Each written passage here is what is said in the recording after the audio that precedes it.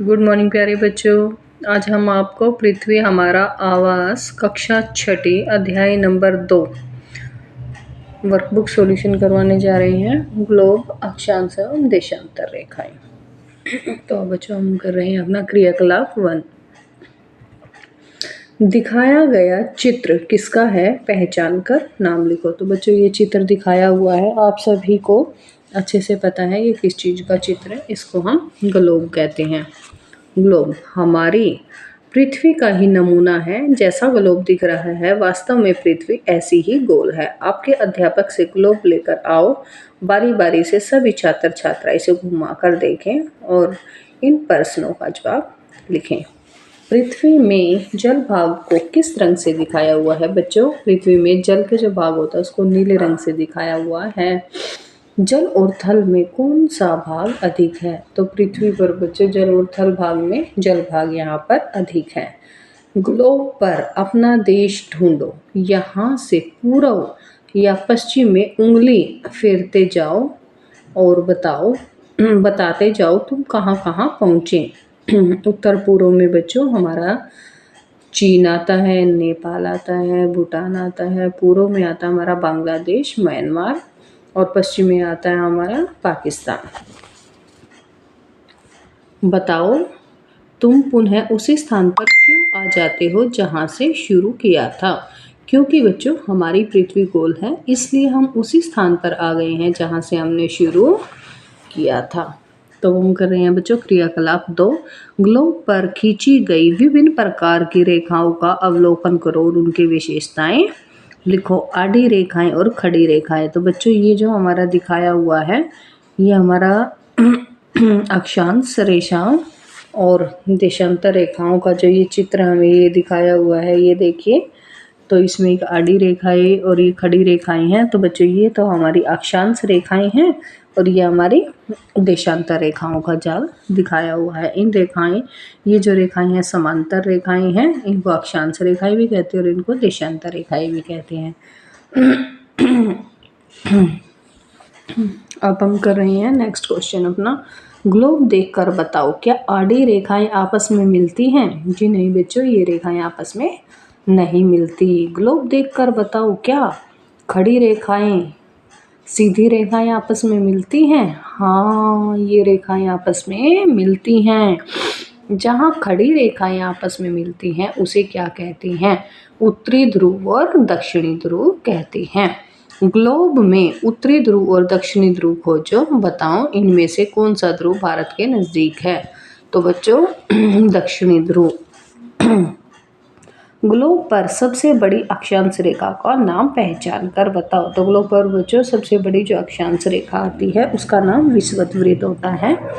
उत्तरी और दक्षिणी ध्रुव पर अक्षांशों की आकृति कैसी है? खड़ी आकृति है। देशांतर या अक्षांश रेखाओं की आकृति में क्या अंतर है? देशांतर रेखाएं या मयोत्तर वृत्त के समानांतर, अक्षांश रेखाएं समानांतर वृत्त के समानांतर प्रतीत होती हैं। विषुवत रेखा पृथ्वी को जिन गोलार्धों में बांटती है उनके नाम लिखेंगे। तो बच्चों जो हमारी विषुवत रेखा होती है, ये जो बच्चों हमारी विषुवत रेखा है, ये इसके ऊपर वाला हिस्सा जो होता है ये हमारा उत्तरी गोलार्ध है और ये जो वाला है ये हमारा दक्षिणी गोलार्ध है। भारत किस गोलार्ध में है? भारत उत्तरी गोलार्ध में है। किस गोलार्ध में जमीन का भाग अधिक है? तो बच्चों उत्तरी गोलार्ध में जमीन का भाग अधिक है। तुम किस गोलार्ध में रहते हो? तो बच्चों हम रहते हैं उत्तरी और पूर्वी गोलार्ध में। क्रियाकलाप 4 करने जा रहे हैं। भूमध्य रेखा के उत्तर में कर्क रेखा और उत्तरी ध्रुव वृत्त तथा भूमध्य रेखा के दक्षिण में मकर रेखा और दक्षिणी ध्रुव वृत्त रेखा प्रमुख अक्षांश रेखा है। इन्हें ग्लोब में देखकर पहचानेंगे। तो बच्चों ये जो रेखा हमारी दी हुई है इसको हम विषुवत रेखा, भूमध्य रेखा कहते हैं और इसके ठीक ऊपर वाली रेखा ये हमारी कर्क रेखा है और ये वाला जो हिस्सा है बच्चों, ये जो शेडेड हम एरिया ये इधर बना रहे हैं, ये जो है बच्चों ये वाला है हमारा उत्तरी ध्रुव वृत्त और जो ये नीचे वाला जो एरिया है बच्चों ये जो है ये हमारा दक्षिणी ध्रुव वृत्त है, ये हमारी मकर रेखा, ये हमारी कर्क रेखा और ये हमारी विषुवत रेखा बच्चों है। क्या कर्क रेखा और मकर रेखाएं भूमध्य रेखा के समान दूरी पर खींची गई हैं? जी हाँ बच्चों, ये समान दूरी पर ही खींची गई हैं। कर्क रेखा किन किन देशों से होकर गुजर रही हैं, इनके नाम लिखेंगे। तो हमारी कर्क रेखा बच्चों अल्जीरिया, नाइजर, टीबिया, मिस्र, सऊदी अरब अमीरात, ओमान, भारत, बांग्लादेश, म्यांमार, चीन, ताइवान से होकर गुजरती है। किन्हीं दो देशों के नाम बताओ जो कर्क रेखा और मकर रेखा के बीच स्थित हैं। तो बच्चों अर्जेंटीना, ब्राजील और चिली। ग्लोब से ग्रीनविच रेखा ढूंढो, पता लगाओ कि भारत पूर्वी गोलार्ध में है या पश्चिमी गोलार्ध में। तो बच्चों भारत उत्तरी गोलार्ध में स्थित है। ग्रीनविच रेखा के विपरीत दिशा में कौन सी रेखा खींची गई है, ग्लोब में ढूंढकर बताएंगे। विषुवत रेखा। अब बच्चों हम करने जा रहे हैं अपना क्रियाकलाप 5। पाठ्य पुस्तक के पृष्ठ मतलब पेज क्रमांक 11 से चित्र संख्या 2.3 में कटिबंध को दर्शाएंगे। तो बच्चों ये जो हमारा वर्ल्ड का मैप दिया हुआ है, इसमें हमने अपने कटिबंध बताने हैं, जैसा कि आपको पहले भी बता दिया है मैंने। तो ये जो रेखा है बच्चों, ये हमारी विषुवत रेखा है। विषुवत रेखा के समानांतर ठीक ऊपर कर्क रेखा हमारी 23.5 डिग्री नॉर्थ में, और जो नीचे वाली रेखा है 23.5 डिग्री साउथ में है। तो बच्चों इधर ये जो है हमारा, ये उत्तरी शीत कटिबंध है, ये उत्तरी शीतोष्ण शीत कटिबंध है, ये दक्षिणी शीत कटिबंध है। ये हमारा उत्तरी ध्रुव वृत्त है, ये हमारा दक्षिणी ध्रुव वृत्त है।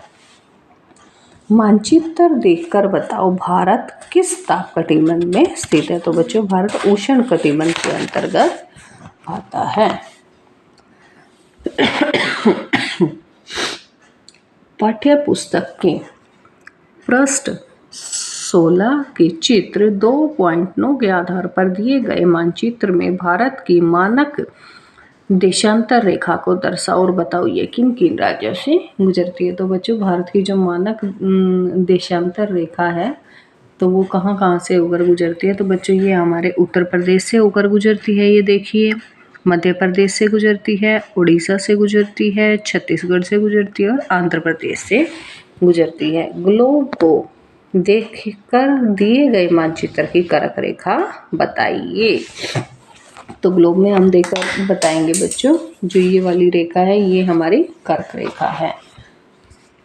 हमारे देश के लिए अलग से मानक देशांतर रेखा क्यों मानी जाती है। सुविधा के लिए हर देश के पास एक मानक याम्योत्तर होता है, इसलिए देश के समय क्षेत्र को चिन्हित करने के लिए देश के मानक मध्याह्न रेखा का चयन किया जाता है।